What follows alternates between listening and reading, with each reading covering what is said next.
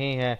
आज मैकडोनल्ड या burger king या पिज़्ज़ा हट को बिना किसी शहर की कल्पना कि किसी के बिना इस शहर की कल्पना करना मुश्किल है, परंतु एक समय था और वह समय बहुत पहले नहीं था जब उनका अस्तित्व ही नहीं था।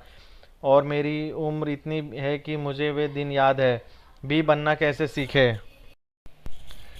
मैंने अपने अम्मी डैडी का शिष्य बनकर बी बनना सीखा। उनका पुत्र और मैं दोनों ही थे जो बी बनना सीख रहे थे, और यही वह तरीका था जिससे बहुत से लोग सीखते हैं। इसे नौकरी करते हुए प्रशिक्षण हासिल करना कहते हैं। यही वह तरीका है जिससे कई पारिवारिक, व्यावसायिक और साम्राज्य एक पीढ़ी से दूसरी पीढ़ी को हस्तांतरित किया जाता है। समस्या यह है कि बहुत कम लोग इतने सौभाग्यशाली होते हैं कि वे बी बनने के पर्दे के पीछे के पहलुओं को सीख सके। अधिकांश कॉर्पोरेट मैनेजमेंट परीक्षण कार्य आपका सिर्फ मैनेजमेंट करना सिखाता है। कंपनी आपको सिर्फ मैनेजर बनने का परीक्षण देती है। बहुत कम लोग यह सीख पाते हैं कि बी बनने के लिए सचमुच क्या आवश्यक है। अक्सर लोग बी क्वाड्रेंट की अपनी यात्रा के बीच में एस क्वाड्रेंट में उलझे रहते हैं। ऐसा मालूम इसलिए होता है क्योंकि वे पर्याप्त सक्सेस सिस्टम नहीं बना पाते हैं। वे सिर्फ सिस्टम का अनिवार्य हिस्सा बनकर रह जाते हैं, जबकि सफल बी एक ऐसा सिस्टम विकसित करता है जो उनके बिना भी चल सकता रहता है। ऐसे तीन तरीके हैं जो आप तेजी से बी क्वाड्रेंट में पहुंचा सकते हैं। एक, मार्गदर्शक खोजें। मेरे अम्मी डैडी मेरे मार्गदर्शक थे। मार्गदर्शन मेंटर वह होता है जो उस काम को पहले कर चुका और सफलतापूर्वक कर चुका है। परमादर्शक ना खोजें। परमादा एडवाइज़र वह है जो आपको बताता है कि काम कैसे करना है, हालांकि उसे व्यक्तिगत रूप से वह काम कभी नहीं किया हो।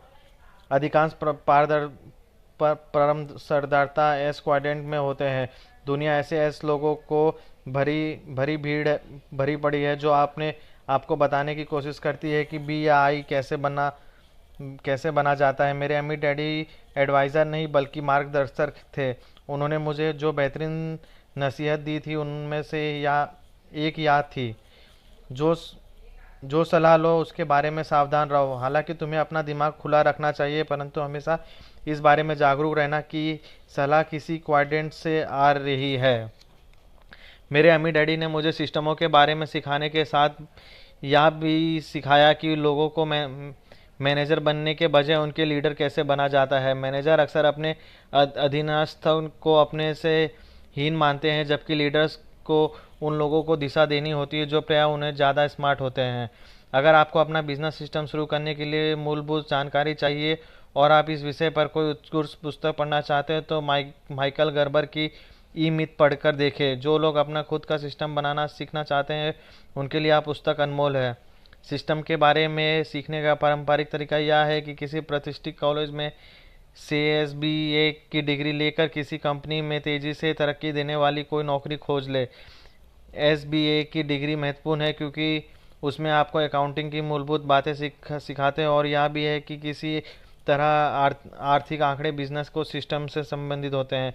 दरअसल अगर आपके पास SBA की डिग्री है तो इससे यह मतलब नहीं है कि आप उन सभी सिस्टमों को चलाने में निपुण हो चुके हैं जिनसे मिलकर संपूर्ण बिजनेस सिस्टम बनता है। बड़ी कंपनियों में अवश्य सभी सिस्टम और बिजनेस के सभी पहलुओं के बारे में सीखने के लिए आपको वह 10 से 15 साल तक बिताने पड़ेंगे। इसके बाद आपको वह बड़ी कंपनी छोड़कर अपनी खुद की कंपनी शुरू करनी होगी। किसी सफल बड़े कॉरपोरेशन में नौकरी करना वैसा ही है जैसे मार्गदर्शक अपने तनख्वाह दे रहे हैं। मार्गदर्शक और वर्षों के अनुभव के बाद भी पहले तरीके से बहुत मेहनत लगती है। अपना खुद का सिस्टम बनाने में बहुत से प्रयोग गलतियाँ की ज़रूरत होती है। इसमें शुरुआत कानूनी खर्च और कागजाई कार्रवाई की भी ज़रूरत होती है, और यह सब उसी समय होता है जब आप अपने लोगों के से विकसित करने की कोशिश कर रहे होते हैं।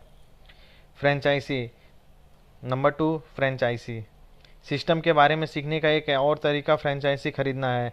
जब आप फ्रेंचाइजी खरीदते हैं तो आप एक आजमाया हुआ और सफल संचालन तंत्र खरीदते हैं। ऐसे बहुत से उत्कृष्ट फ्रेंचाइजी है। अपना सिस्टम बनाने की कोशिश करने के बजाय फ्रेंचाइजी सिस्टम खरीदकर आप सिर्फ अपने लोगों को विकसित करने पर ध्यान केंद्रित कर सकते हैं। बी बनना सीखते समय बना बनाया सफल सिस्टम खरीदने से एक बहुत बड़ी अनिश्चितता दूर हो जाती है। ज़्यादातर बैंक छोटे शुरुआती बिजनेस के लिए लोन नहीं देते, परंतु फ्रेंचाइजी के लिए लोन दे देते हैं।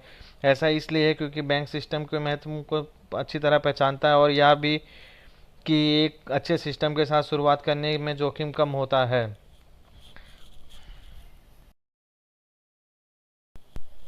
Number 3, network marketing. इस मल्टी लेवल मार्केटिंग या डायरेक्टर डिस्ट्रीब्यूशन सिस्टम भी कहा जाता है।